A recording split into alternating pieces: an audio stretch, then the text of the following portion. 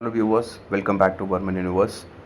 Royal Enfield கிட்ட இருந்து wear 650 bike தான் இன்றைக்கி ரிவ்யூ பண்ண போகிறோம். இந்த பைக்கோட நேம் ரேசிங்லேருந்து இன்ஸ்பயர் ஆகி வச்சாலும் நமக்கு இது இன்ஸ்பயர் பண்ணுற மாதிரி என்னென்ன பண்ணுது அப்படிங்கிறத இந்த வீடியோவில் பார்க்கலாம். த சேம் OMR லொக்கேட் ஆகிட்டு இருக்க அதே ராயல் என்ஃபீல்ட் ஷோரூம் தான் வந்திருக்கோம். வித்தவுட் ஃபர்தர் டிலே வாங்க வீடியோக்குள்ளே போகலாம்.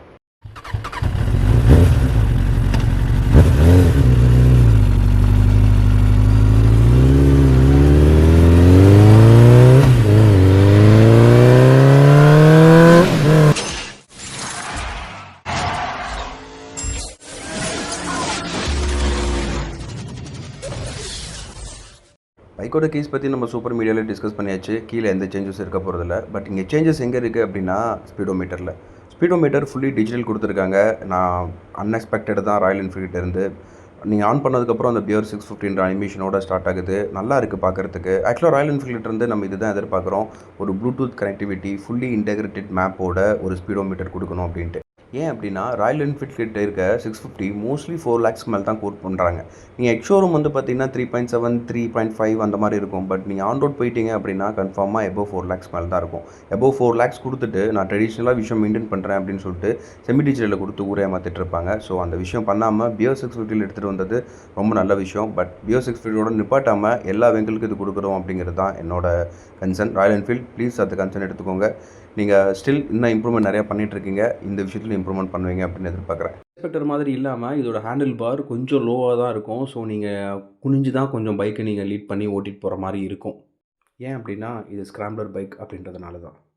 பட் கமிங் டு த ஸ்விட்சஸ், நம்ம வந்து ஸ்விட்சஸில் எந்த காம்ப்ரமைஸுமே கிடையாது. வெல் பில்ட் குவாலிட்டி நம்ம நிறைய இதில் பெருசாக கம்ப்ளைண்ட் எதுவும் வந்ததில்லை. நிறைய பைக்கில் பார்த்தது தான். பைக்கோட low beam and high beam நம்ம ஆப்ரேட் பண்ணும்போது எஸ் போத் ஃப்ரண்ட் அண்ட் ரியர்லேயுமே வந்து எல்இடி லேம்ப்ஸ் தான் கொடுத்துருக்காங்க. அதை பற்றி பிரச்சனை இல்லை. இதில் இண்டிகேட்டர்ஸுமே வந்து எல்இடியில் ப்ரொவைட் பண்ணியிருக்காங்க, அப்படி ஹிமாலயன் இருக்க மாதிரி. ஸோ லேம்ப்ஸ் எல்லாமே ஹிமாலயனில் இருந்து இன்ஸ்பயர் பண்ணி அப்படியே எடுத்துகிட்டு வந்திருக்காங்க, இன்க்ளூடிங் ஸ்பீடோமீட்டர். அண்ட் ரியர் இண்டிகேட்டர்ஸோட விசிபிலிட்டியுமே பார்க்க நல்லா தான் இருக்குது. இந்த பைக்கில் ஹார்ன் எப்படி பெர்ஃபார்ம் பண்ணுது, அதோட சவுண்ட் எப்படி இருக்குது அப்படின்னு கேளுங்க.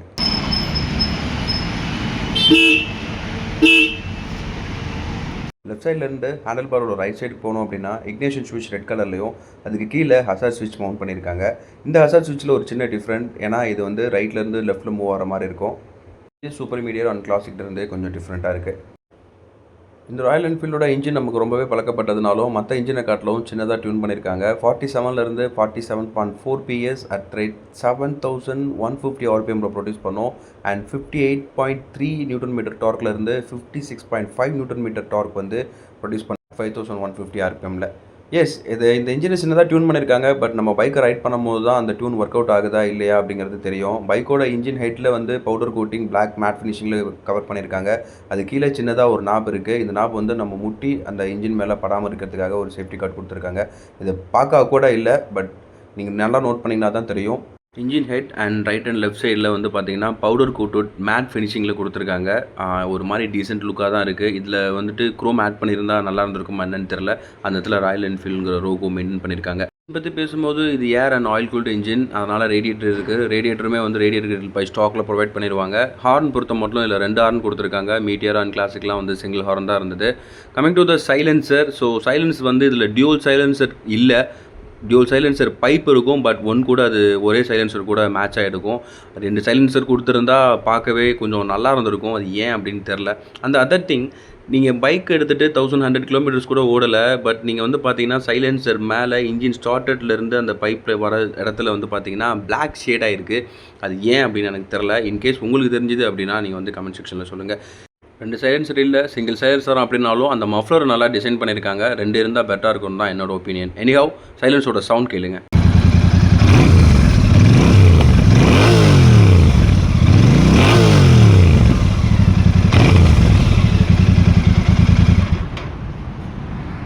இந்த வண்டியில் பிடிச்ச விஷயங்களில் இந்த டேங்கோட பெயிண்ட் ஜாபும் ஒன்று எனக்கு நல்லாவே டிசைன் பண்ணியிருந்திருப்பாங்க. பார்க்க அருமையாக இருக்கும். எனக்கு ரொம்ப பர்சனலாக பிடிச்சிருந்துருக்கு. அண்ட் நீங்கள் அப்படியே டேங்க்கில் ஓவராலாக எடுத்துக்கிட்டிங்க அப்படின்னா அந்த பியர் 650யோட லோகோ இருக்கும். இந்த கேப்லையுமே வந்து பார்த்திங்கன்னா மற்ற பைக்ஸ் சூப்பர் மீட்டியர் கிளாசிக்கை விட அதோட ஓப்பன் வந்து ரிவர்ஸில் இருக்க மாதிரி டிசைன் பண்ணியிருப்பாங்க. கெப்பாசிட்டியை பொறுத்த மட்டும் 13.7 almost 14 litre of fuel capacity இருக்குது. சைட் டோர்ஸில் இண்டஸ்பெக்டர் பியர் 650யோட லோகோ பேட்சிங் இருக்குது. நல்லா இருக்குது பார்க்க. சஸ்பென்ஷனுக்கு வருவோம். இதுவுமே ரொம்ப பழக்கப்பட்ட சஸ்பென்ஷன் தான். Shower suspension. ஆக்சுவலாக ஸ்க்ராம்பிளர் அப்படின்றது என்ன அப்படின்னா, நம்ம ஒரு கம்ப்யூட் வெஹிக்கிள் எடுத்து நம்ம ஒரு ஆஃப் ரோடுக்கு தகுந்த மாதிரி அதை மாடிஃபை பண்ணால் எப்படி இருக்கும் அப்படின்றது தான் ஸ்க்ராம்பிளரோட டிசைன். அதனால தான் இன்டர்ஸ்பெக்ட்லேருந்து இந்த சில விஷயங்கள்லாம் வந்து கொஞ்சம் யூனிக்காக இருக்கும். ஃபார் எக்ஸாம்பிள் இந்த டயர்ஸ், அதோட சீட் பொசிஷன், அந்த ரைடிங்குமே வந்து கொஞ்சம் ஹேண்டில் பார்ஸ்லாம் ஆப்ரேட் இல்லாமல் கொஞ்சம் லோவாக இருக்கும். இந்த மாதிரி விஷயங்கள் எல்லாமே வந்து நம்ம கம்ப்யூட் பைக்லேருந்து கொஞ்சம் டிஃப்ரென்ஷியாக இருக்கும். அதான் ஸ்க்ராம்பிளர். அதுக்கு தகுந்த மாதிரி தான் இதோட கேரக்டரிஸ்டிக்ஸும் டிசைன் பண்ணியிருப்பாங்க. பொறுத்த வரைக்கும் ஆஃப் ரோடுக்கு கேப்பபிளான tyres.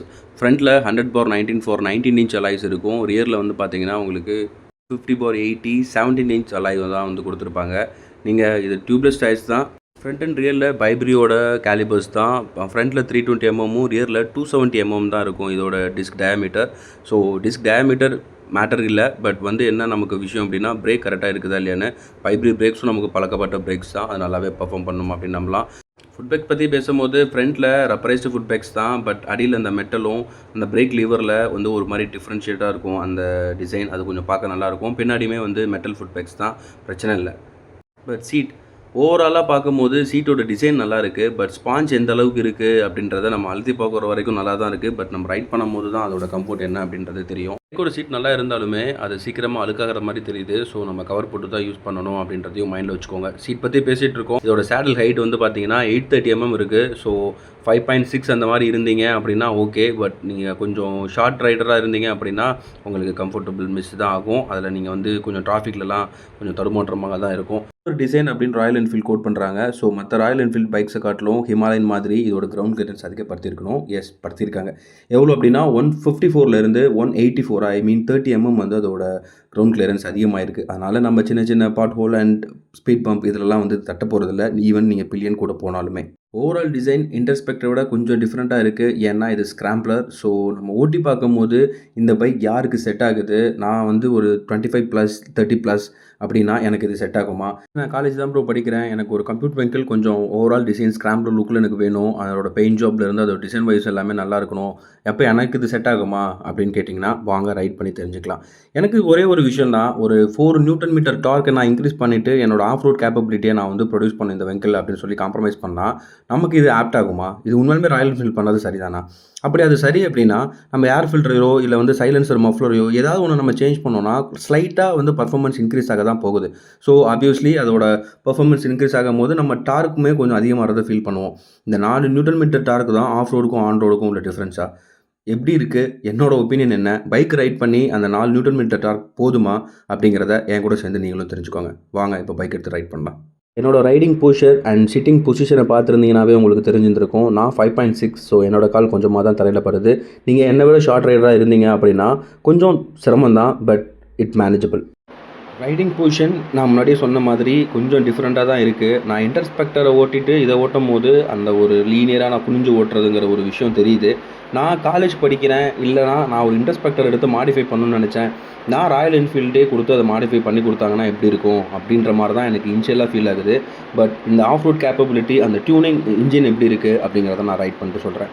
S, first gear to second கியரில் பெருசாக எனக்கு லேக் இருக்க மாதிரி தெரில. ரொம்ப டாலாகவும் இல்லை, ஷார்ட்டாக தான் இருக்குது.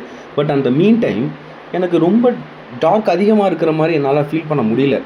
சாரி பியர் 650 ஓனர்ஸ், இன்கேஸ் நீங்கள் வச்சுருந்தீங்க அப்படின்னா உங்களோட இதோட எக்ஸ்பீரியன்ஸ் எப்படி இருக்குது அப்படிங்கிறத கமெண்ட் செக்ஷனில் ஷேர் பண்ணுங்கள். பட் பர்சனலாக எனக்கு second to third, third to fourth போடும்போது கொஞ்சம் ஸ்லைட்டாக இருக்குது. பட் எனக்கு ரொம்ப டிஃப்ரென்ஸ் இருக்குது அப்படிங்கிறத என்னால் ப்ராமிஸாக ஃபீல் பண்ண முடியல.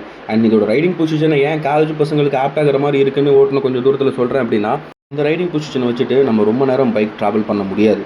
என்னோடய காலேஜ் இல்லை என்னோடய ஆஃபீஸ் என் வீடு பக்கத்தில் தான் இருக்குது. நான் ரொம்ப லாங் ரைட் போக மாட்டேன், ரொம்ப ஷார்ட்டாக தான் போவேன். ஆனால் எனக்கு கிளாசிக்காக ஒரு வண்டி வேணும் அப்படின்றத மாதிரி இருந்தீங்க அப்படின்னா உங்களுக்கு இந்த வண்டி ஆப்ட் ஆகும். இது ரொம்ப நேரம் லாங் ரைட் போகிறதுக்கு இந்த பொசிஷனும் எனக்கு செட் ஆகுமா என்னன்னு தெரில. ஏன்னா இது ஸ்லைட்டாக ஜிடி வாசமாக அடிக்குது, நம்ம ரொம்ப லீன் பண்ணி ஓட்டுறது அது அப்படின்றதுனால. சாரி பியர் 650 ஓனர்ஸ், இந்த பைக்கை நான் எந்த எக்ஸ்பெக்டேஷனோட ரைட் பண்ண ஸ்டார்ட் பண்ணேன் அப்படின்னா, பழைய RS100 எடுத்து இதே same yellow with blue white அந்த பெயிண்ட் ஜாப்பை கம்ப்ளீட் பண்ணிவிட்டு ஆஃப் ரோட் டயர்ஸை போட்டு அதோட இன்ஜினை மட்டும் லைட்டாக டியூன் பண்ணிவிட்டு நம்ம ஆன் ரோடில் ஓட்டினா அதோட பவர் டெலிவரி சும்மா வேற மாதிரி இருக்கும். ஸோ அதை பேஸ் பண்ணி தான் இந்த பைக்கோட எக்ஸ்பெக்டேஷனில் நான் வந்தேன். பட் இதை எனக்கு கண்டிப்பாக ஃபுல்ஃபில் பண்ணலை. ஸோ என்னோட எக்ஸ்பெக்டேஷன் இதுவாக இருந்ததுனால நான் ஒரு பழைய RS100 வாங்கிட்டு அதை டியூன் பண்ணி ஓட்டினாவே நான் சாட்டிஸ்ஃபைட் ஆகிடுவேன் அப்படின்னு தான் நம்புகிறேன். But at the mean time இந்த பைக் வந்து ரொம்ப ஒஸ்ட்டான பைக்கா அப்படின்னு கேட்டிங்கனாலும் கிடையாது. பட் இதோட சாட்டிஸ்ஃபேக்ஷனை நான் எதிர்பார்த்து வந்துட்டேன். இந்த பைக் இப்படி தான் பெர்ஃபார்ம் பண்ண போகுது அப்படின்னு ஒரு நிறைய எக்ஸ்பெக்டேஷனோட வந்துட்டேன்னு நினைக்கிறேன் காய்ஸ். ஸோ அதனால் நான் என்னோட எக்ஸ்பெக்டேஷனை இது கம்ப்ளீட்டாக ஃபுல்ஃபில் பண்ணலை. பட் பைக்கை பொறுத்த மட்டும் எல்லாமே ஓகே, பர்ஃபெக்ட் தான். பட் உங்களோட எக்ஸ்பெக்டேஷன் என்ன மாதிரி இருந்துச்சு அப்படின்னாலும் இந்த பைக் உங்களுக்கு செட் ஆகாது.